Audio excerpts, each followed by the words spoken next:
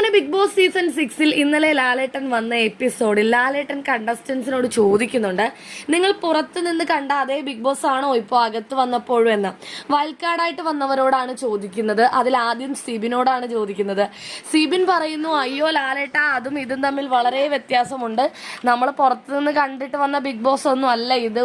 എനിക്കൊന്നും പറയാനില്ലേ എന്നുള്ള രീതിയിലാണ് സിബിൻ പറയുന്നത്. ശേഷം ലാലേട്ടൻ സായിയോട് ചോദിക്കുന്നുണ്ട്. അപ്പൊ സായി ക്യാമറയൊക്കെ എണ്ണി തീർന്നോ എന്ന് ചോദിക്കുന്നുണ്ട്. ആ ലാലേട്ട, ഇപ്പൊ ഏകദേശം ഏതൊക്കെ ക്യാമറകൾ എവിടെയാണെന്നൊക്കെ എനിക്ക് മനസ്സിലായെന്ന്.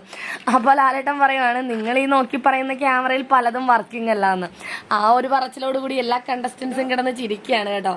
അടുത്തത് നന്ദനയോടാണ്. നന്ദന ഇവിടത്തെ പോലെ തന്നെയാണോ പുറത്തും എന്ന് ലാലേട്ടൻ ചോദിക്കുന്നുണ്ട്.